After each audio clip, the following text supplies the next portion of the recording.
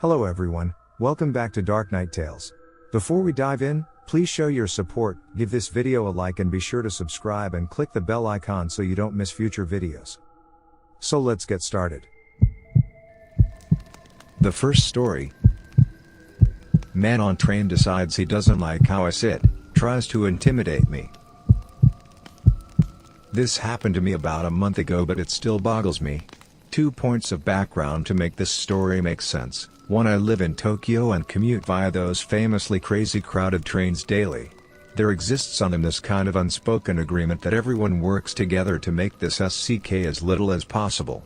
People for the most part hold their backpacks in front of them, men don't manspread etc. But that's when the trains are full. About 2 stops before mine, the train goes from sardine can to everyone on this train could lay on the seats and have room left over.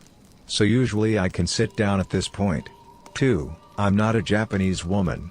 Very obviously so, even when I'm in my white dress shirt and pencil skirt like all the other office drones. I'm often the only obviously non-Japanese woman on my train in the morning. But despite my appearance, I'm fluent in Japanese, so one day I sit down when the train empties out, headphones in, mobile game going, ready to enjoy the 10 minutes of sitting I get on my hour commute. I'm sitting with my legs crossed, but there's maybe 10 people in the whole car, so I'm not in anyone's way. I'm tuned out when all of a sudden a hand reaches out and grabs my bare knee. I'm in a skirt. I of course jolt straight out of my skin, rip out my headphones and look up at the hand's owner. It's some skinny old Japanese dude, 60s, he points at my legs, then at other people on the train, again. A max of 10 in a car that can hold 50 plus easily and probably held about 80 10 minutes ago. In slightly broken English he says, "You must not cross legs." I'm so bewildered by this I start to tell him in Japanese the train isn't crowded right now, I'm not in anyone's way, but he doesn't like this answer. He starts to reach for my legs again, presumably to uncross my legs himself. I, liking even less of this, summon up my loudest non-scream "Don't touch me," and thankfully this is enough to get him to stop that, as another thing you don't do on trains here is make a fuss. Sadly though, yet another thing you don't do here is get involved. So despite a woman all but screaming "Don't touch me," it's some foreign woman causing trouble, best not to get involved etc. so no one comes over. So while I've made it clear that I will not stand for physical confrontation, this old dude still feels comfortable enough to stand directly in front of me, nearly knee to knee, looming over me while he repeats endlessly, "You must." He did this for at least 5 minutes. I didn't move. I didn't blink or break eye contact. I started plans B through P of how to get off this train at the next stop. Thankfully he gave up before the next stop, shaking his head and calling me a rude in Japanese before wandering off. Still take the same train but haven't seen him since. Let's not meet again. The second story. I, a pizza guy, intercepted a kidnapping during a delivery. I deliver pizza and I'd been having a really busy night, non-stop back and forth, without any time to even pause and take a leak. I've been so busy that I wasn't really thinking about bathroom breaks. But we're also going through a bit of a heat wave in our area, so I've been drinking copious amounts of water. All of a sudden as I was driving to this particular delivery, the urge to go hit me.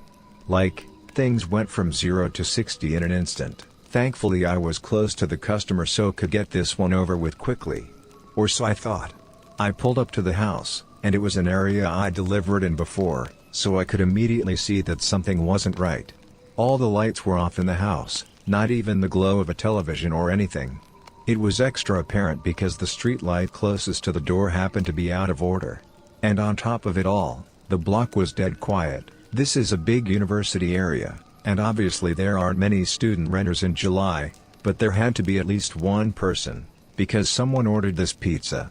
Maybe they just liked sitting in the dark or they were out back in the yard, whatever. I just didn't want to get out of my car and knock on a quiet house in the middle of the night, around 9:30 p.m., without first checking that I had the correct address and the customer was inside. It was scorching that night, even after sundown. My car's AC is a joke, and the piping hot pizzas don't help things much, so I have to try and open the car door as infrequently as possible to keep any cool air in. Plan ahead next time. I instantly regretted letting my bladder do the talking for me as the voice on the other end came through more clearly as a young, bubbly, and very distraught girl who couldn't have been older than 20 or 25. "Oh my gosh, I'm so sorry, I was running down the street so I could barely hear you," she cried. "I just switched you out of my AirPods. Is that better? Sorry, I completely lost track of time at work, but I knew you were coming. That's why I'm literally running home right now. Please don't leave, I'm starving and I don't have a car. Seriously, please don't leave. 5 minutes tops, okay? I know what it's like to be hungry, and running late, and have no car but not live near any restaurants." Plus when I heard her voice I began to remember more specifically having delivered to this place a couple times before, and she'd always been perfectly nice. Now I felt bad for snapping at her. I tried to walk it back, while simultaneously looking out my window for potential spots to pee. No, my bad, I'm letting the heat get to me and it's not your fault. No need to rush.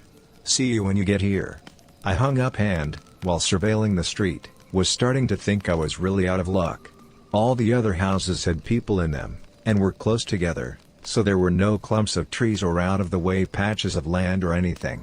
Of course I had just tossed my empty water bottle at the last delivery, because I'm an idiot. Finally, I decided it was escalating to the point of an emergency, and the safest bet was to use a bush in front of the woman's house.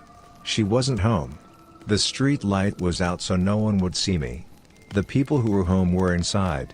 My car was parked across the street and we're a small shop who don't wear uniforms, so if someone did spot me, they'd have no way to connect me to my employer. Animals pee outside all the time, humans are animals. This is fine. I scurried over to the tallest bush in her front yard. She didn't really have much of a yard, more just a walkway lined with bushes and flowers that ran adjacent to her front door. The biggest cluster of bushes, the only one where I could be sure there would be no visible splatter on the side of the house, was about 4 feet from her door. I looked both ways, unzipped, and let fly. After the initial millisecond of relief, I noticed the sound was way off, more like pissing on something solid than something leafy. I started panicking, thinking I'd aimed wrong. But once I start, I can't stop midstream, so I kept squinting into the darkness to see if maybe I was hitting a key rock or something and could just move a few inches over. Instead, all of a sudden, I heard a way more concerning noise. A deep voice exclaiming, and before I could turn around, assuming I'd been caught by a neighbor, a man came leaping out of the bushes.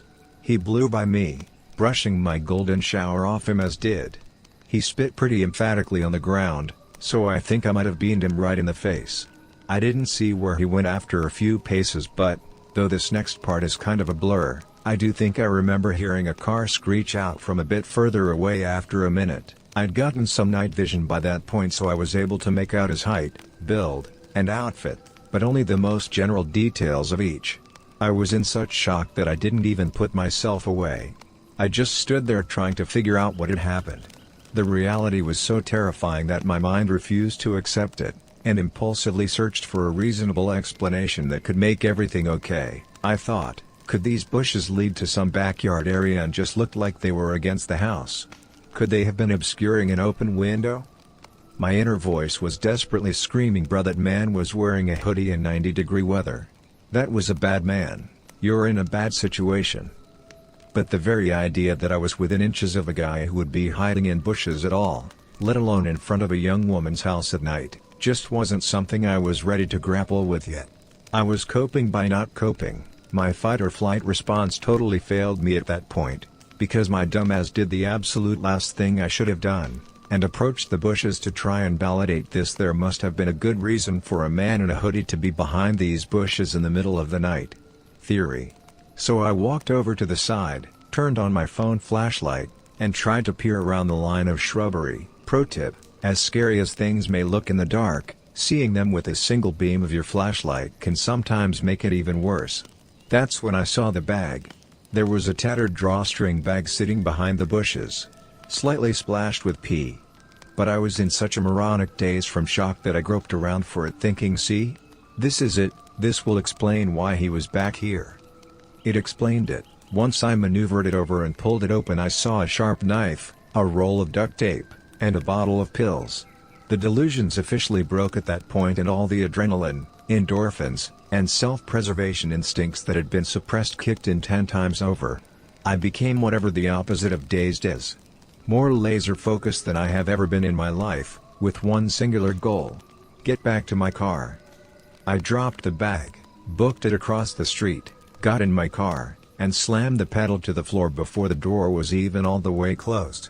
I went as far as I could as fast as I could until I hit a red signal, then I pulled off to the side and realized I shouldn't be driving any more than necessary in the condition I was in. I pulled into the parking lot of a 24-hour drugstore and took a breath. I was finally calm and coherent enough to zip up and formulate a plan of action. My first lucid thought was, who do I call first, the police or the girl whose house that was? I thought about it for what couldn't have really been more than 10 seconds, but felt like an hour, and decided, okay. I am in my locked car with the engine running. If trouble starts, I can drive away. I know something's up, she might not. She needs to know not to keep walking in that direction. But as I was dialing her number, it occurred to me, what if there was no girl? I thought I remembered delivering to that house before, but what if I was wrong? What if the girl on the phone was just a decoy to get me there to rob me, or worse? Every pizza guy on the planet has seen the Evil Genius documentary by now, so I thought she called me all out of breath. She wasn't home, the whole thing was off, can't risk it, I'll start with the cops. I called 911, the operator was very helpful in keeping me calm, because I was a complete wreck by this point. He kept assuring me that someone would be there soon. I kept telling them they had to get there before the girl did, but I was trying to express 3 thoughts at once, and really damaging my own credibility. It came out more as, "You've got to save this girl because he wasn't after me, I was just delivering a pizza. Unless they were after me, in which case there might not be a girl, but I talked to one on the phone, so then you should find that girl because they used her to lure me there. But if she's real, she doesn't know about the guy, who was also real, and there could be more guys if there's actually a girl, and you know what? Even if there isn't a girl, there might actually be more guys. I only checked one part of the bushes, so I don't actually know. But we'll know which guy is the one I saw because I pissed all over him, you know. I didn't mean to. This was back when I thought the girl was real but not home. But she might be real, so you really need to find her if she is, because the guy was real." Finally they basically just asked me to stop talking and stay on the line. But that was when I saw an incoming call from the customer. I couldn't answer it without disrupting my 911 call, so I just ignored it. But then she sent me this text like, "Hey, I'm here, don't see you?" I told 911 she was there and they said officers were only minutes away. But who knows how long that meant. Especially after I'd given such a scattered account of the events in my panic. I just felt overwhelmed with guilt, because my rational mind said the odds of her being a decoy girl for some large scam targeting pizza guys were low and the odds of her being the intended victim of a predator were high. So I put my 911 call on mute, where I can hear them but they can't hear me, and turned back, heart absolutely pounding out of my chest, compulsively muttering the entire way. Then I took 911 off mute and told them I had returned to look for the girl. They weren't happy about that, but I saw her meandering past the parked cars in the street looking to see if one was mine, and I waved her down, flashing my brights. She bounced on over to the window of my car, happy-go-lucky. I figured that was a good sign that she wasn't in on whatever this was. But I was just so scared to be back in the general area and to not know what had just happened or what was going to happen. I kept whispering, "Get in. Get in." And she was like, "Get it, huh? Oh. You want me to get the pizza from the back?" I didn't want to make the same mistake with her that I had made with 911, so instead of trying to tell the whole story, I stuck to the bare basic facts. "There was a man in your bushes. I'm on the phone with the police. I don't know where he is right now. Please get in the car so we can lock the doors." I was barely able to get even those sentences out, and I was shaking like I'd had 10 cups of black coffee. I held up my phone with 911 on the call screen to verify it for her. I thought that was why she got in the car with no further explanation, but it turns out that wasn't entirely it. "You still there? Is she with you? Are you safe? Is anyone else there?" 911 kept checking in, not knowing who the third party I was talking to was. I reassured them, and we drove, more cautiously this time, to a location 911, instructed us to wait to speak with police after they cleared the area. I didn't actually have to do much after that. The police came pretty soon after. A police car met us. I gave a statement telling them everything I observed, and she went to go speak to more officers in more detail than they needed me for. It turns out the reason she got right into a strange pizza guy's car without probing any deeper into my story is because she knew who the man was right away from my description. She had an abusive ex-boyfriend who was apparently psychotic enough that he immediately came to mind from hearing there's a guy in your bushes. She later called us to thank me and insist on leaving a huge tip. I wasn't there when the call came in, so the kid who answered didn't know to refuse to accept the money. But the manager already promised the next time we see her we can load her up with enough one free pie cards to last a lifetime. Easily the scariest thing that has ever happened to me, on the job or off. I don't get the chance to tell the story much, because I try to avoid sharing it with anyone who could possibly know the girl or know of the event. But I'm still not the same since. Even though I know he didn't even have anything to do with me directly, this truly shook me to my core. So, man in the bushes, let's not meet. If you made it to the end of the video, thanks for watching. Don't forget to like, subscribe and share, and we will see you in the next video.